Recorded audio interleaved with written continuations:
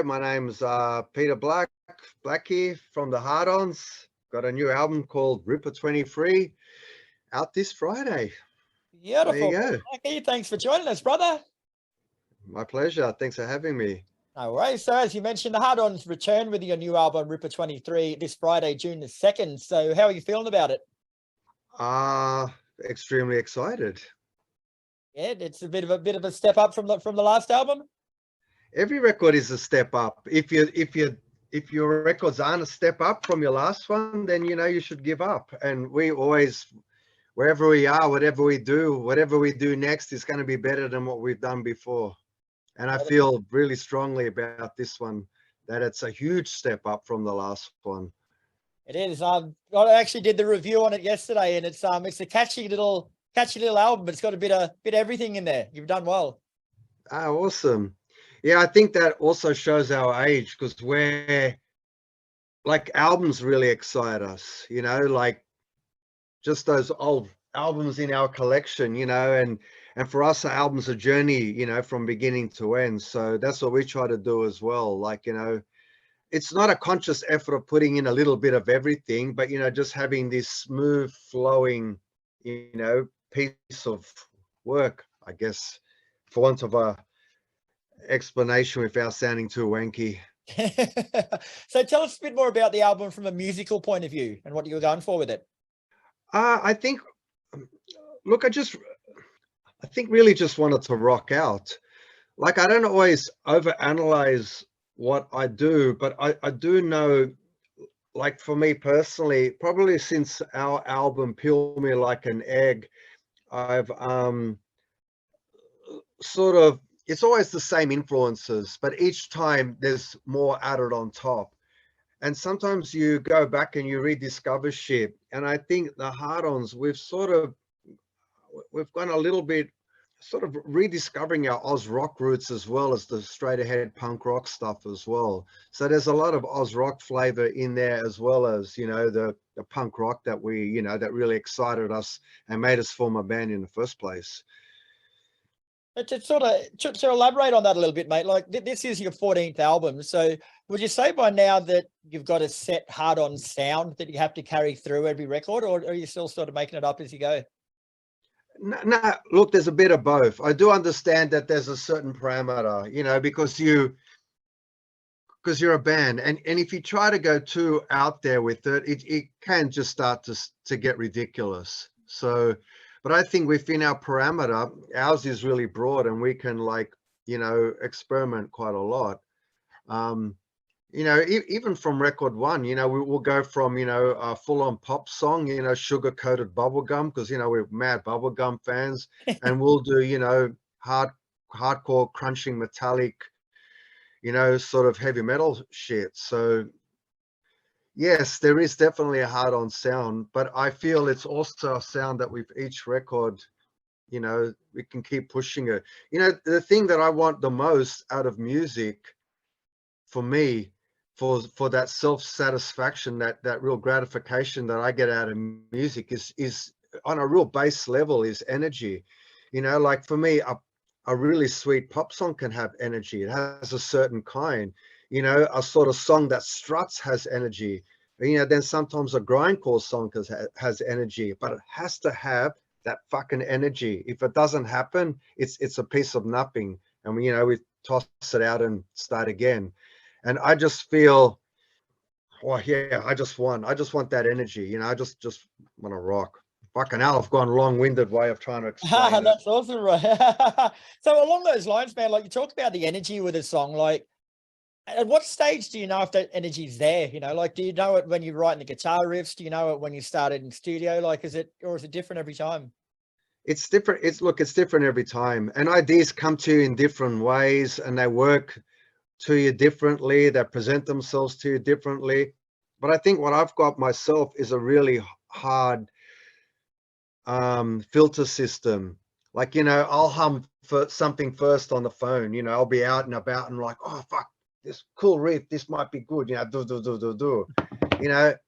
So that's one. Then I'll come home and I'll listen to it, and if I feel like it's enough, then I'll go on my 16-track home studio here and then work it out on the guitar. And add a few layers, add a melody if there's a melody there, and then store it. Then I'll put it on my computer, in the in whatever file, this song for nunchucker, this song for solo, yak yak yak. And then, if I'm scrolling through and it still hits me, the fourth or fifth time I've come to it, fuck yeah, I'm going to give this song to the guys. Yeah. And then that's the last one, whether the guys also like it and what it sounds like when we as a unit, play it, what everyone brings to it. So, that to me, I think just stops me, because me anyway, I'm writing all the time, but it doesn't mean it's all good. Like out of 20 riffs, 2 of them might be, worthy, but I'll just go through that process, sort of weeding out, what's worthy and what isn't, if that makes sense. It does indeed. Now, the answer to this one is pretty obvious, mate. I just want to hear it in your words, but this is Tim's second album with the band. So do you think he's more comfortable with his role? Oh, yeah, definitely. It's funny, like people who perform on stage were sometimes a contradiction where, we get up there and we just, yahoo around on the stage in front of people. But at the same time, it's really, really common to have a crushing shyness and also a, what's the word? There's a really good word for it. It'll come. When you really not so much doubt yourself, but you're always like, oh, is this good enough? Is this good enough? Do I fit here? Do I fit there? Is this, and I know he had that, a lot with us, I guess because he was such a fan of the band, he thought, am I doing okay? Am I fucking it up? Am I fucking it up? And we would look at each other with our eyes like this and going, you fucking serious? This is ballistic, From the very first show, I fucking loved it. And he took a little bit more convincing, which just goes to show how much he cares and, how much, he puts in. And yeah, this time around, yeah, a lot more confidence. And, we collaborated a lot more as well. And he does, as I said before, he really, really understands the band. So, when people are like, oh, it's going to change everything, it's like, fucking every album changes everything, even if it's the same lineup, We're not the same people that we were 2 years ago. So whatever we do now is different to back then. But I still feel that it's obviously very, very Hard-Ons-y. Oh, most definitely. And along those lines, talk about lineups, right? This is the first album that this lineup's done together from start to finish, because most of I'm sorry, sir, that risk taken was written before Tim joined the band. So how different was the creative process, I guess, this time around with Tim in the band? No, it was the same. It was the same as the last one. We just get in there and we just hack away. Yeah. We just keep doing shit till, you can feel when there's slivers of excitement. It's like, okay, this song's worth it. This song's worth it. This song is good, but it doesn't fit this album. This one, yeah, I don't know. I loved it at first. Now it's not doing it for me.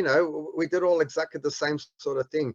Even I know people sort of think Tim came into the last record where everything was already written, but that didn't make his contribution any less, because there were so many vocal flourishes and so many liberties taken with, the melodies that were already there, and all of them in really good ways, like, really, just little bits and pieces.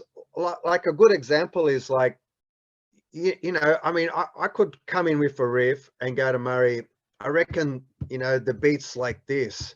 And he'll go, oh yeah. And then he'll add shit to it that would decimate the song, like make it fucking amazing. And that's, why we work together. He'll do something phenomenal to my riff to make my riff sound fucking awesome. Tim did exactly the same with the vocals. He looked at it and went, fuck yeah, I know how to make this really bitching. And, added little harmonies, little flourishes, all sorts of things. So, really the creative process was exactly the same. It was just 4 dudes going hell bent. So, to me, not really that different. Yeah. And you've also announced the Ripper 23 tour of Australia, which starts in Ballarat on June 26th before going through Torquay, Melbourne, Wollongong, Sydney, Maroochydore and Brisbane, and finishing in the Gold Coast on July the 8th. So what delights you got planned? I know you're a seasoned touring unit, but I also know you like to do something a little bit different every time, mate. So what do you got planned? Nothing. There's never a plan. Like for me, we don't put on a show. We go out there and we rock. It's not a show.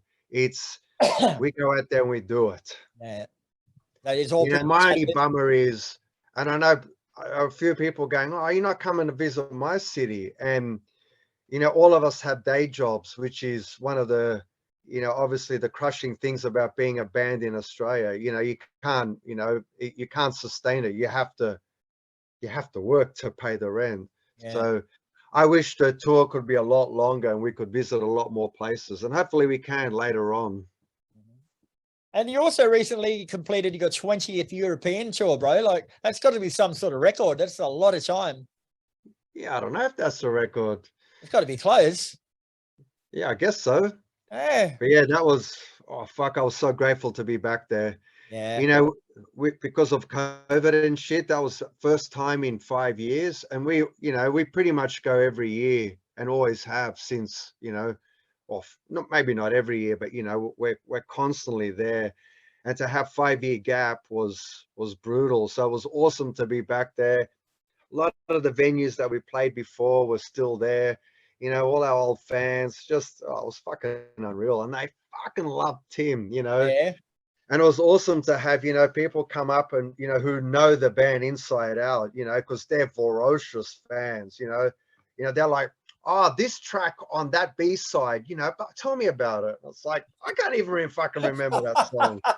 That's the sort of fans that they are. And to have them say, I don't know how you guys do it. I've been seeing you for 30 years, and each time the power is more than the last time. And that was really, obviously, a really wonderful thing to hear. Yeah, I bet. All right, Blackie. Well, thanks very much for your time today, mate. Ripper 23 is out this Friday, June the 2nd, and she's exactly that, mate. It's a ripper of an album, brother. So congrats, and I'll see you at the Brisbane show. Awesome. Thanks, man. And thank you for the review. It's fucking lovely. Thank you. Very appreciated. My pleasure, mate. Thanks for giving me something decent to write about. Awesome. All right, mate. Bye, man.